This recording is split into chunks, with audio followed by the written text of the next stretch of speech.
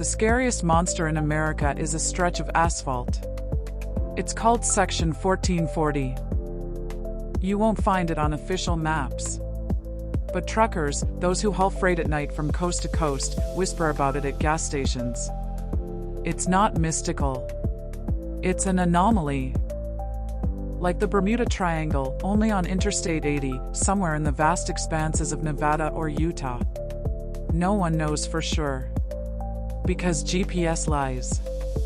The story of Trevor and Jess. They weren't truckers. They were a family. Mom, Dad, 7-year-old Lila, and their dog, Baxter, in an old minivan. They were driving from Ohio to California, toward a new life. Following the GPS, they took a shortcut to avoid traffic. The first sign was funny. Jess, who was driving, glanced at the clock on the dashboard. "That's weird," she said. 1 o'clock, and the sun's already setting. Trevor glanced at his smartwatch. "I have 3. They checked their phones. Each showed a different time. And they were all moving forward. Just at different speeds.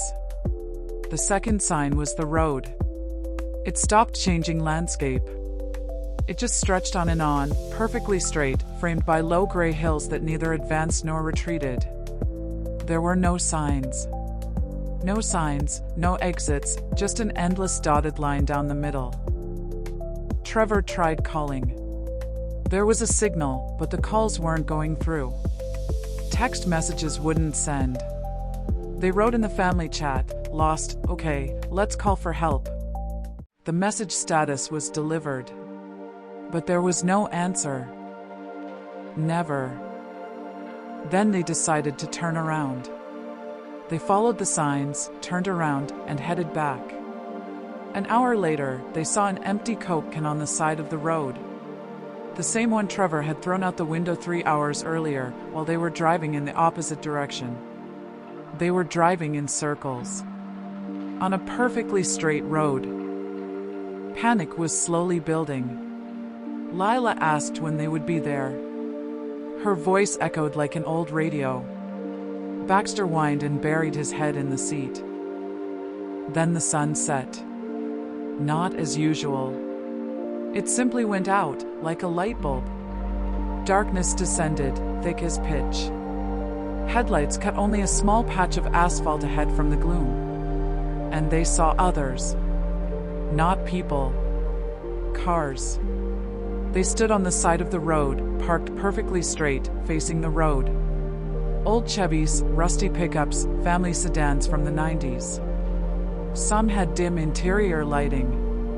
Silhouettes sat behind the steering wheel. Motionless. They watched the minivan pass. Trevor stepped on the gas. The engine roared, but the speed didn't increase. The speedometer needle pointed to 80, but the landscape outside seemed to float, as if in a vacuum. And then they ran out of gas. The needle dropped to 0, even though calculations showed the tank should be half full. The engine stalled.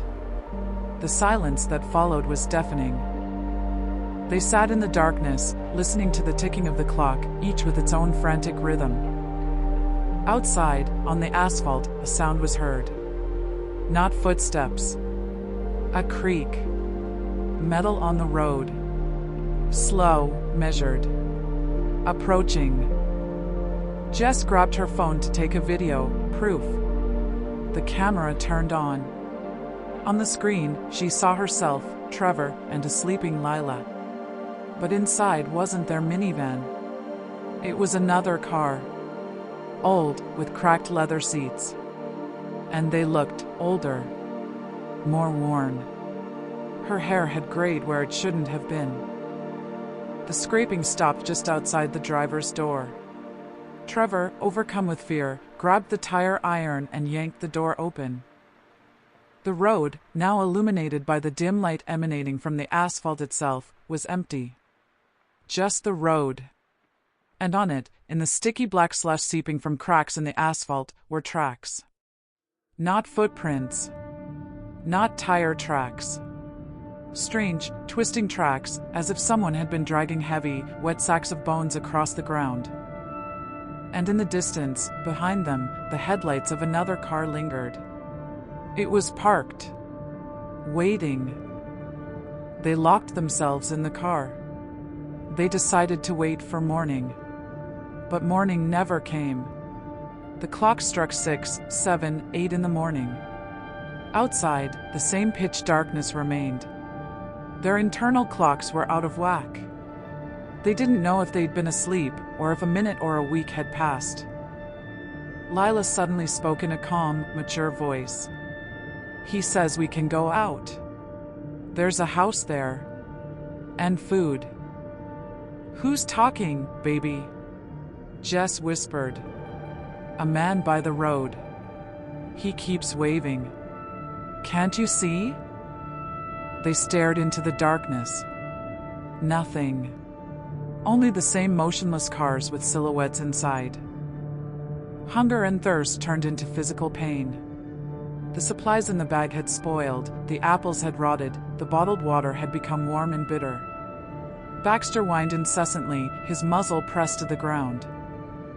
Despair forced Trevor to make a choice. He said, "We're going for help. On foot.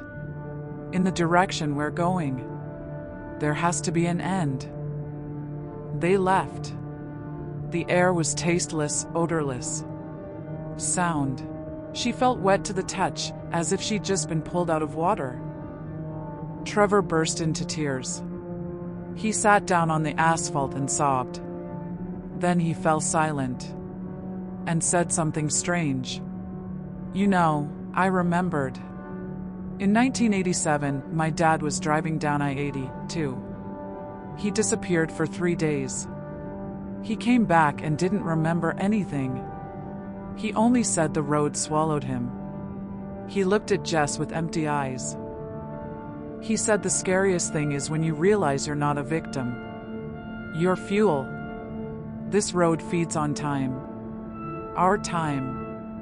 Our lives. It's not geography. It's a digestive system.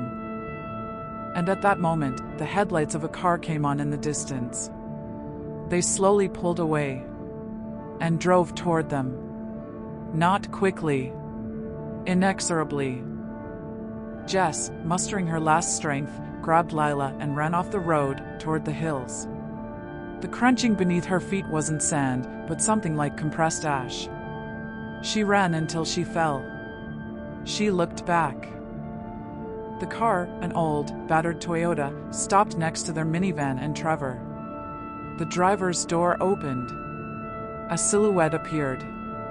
Blurry, wavering, like a mirage. It approached Trevor, who didn't even move. The silhouette sat down next to him on the asphalt.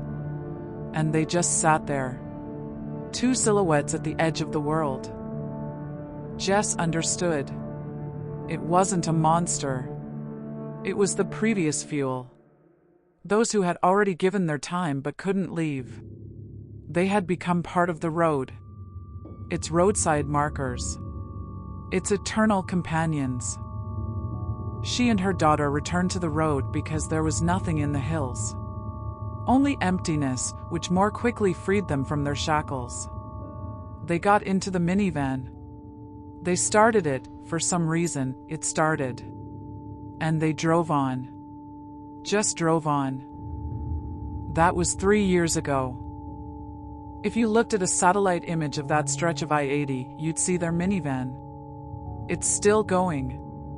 At exactly 70 miles per hour. Day and night. Inside, according to heat sensors, 3 silhouettes are visible, 2 adults and a child. And 1 small, warm spot, a dog. Sometimes, they say, navigation apps show a strange route for a split second. An option that will save you 5 hours of travel. It suggests taking an inconspicuous exit. And if you slow down and look at the side of that exit, you might see them. Old cars. And in some, silhouettes. And one of them, the silhouette of a man, might slowly, very slowly, turn his head, watching you.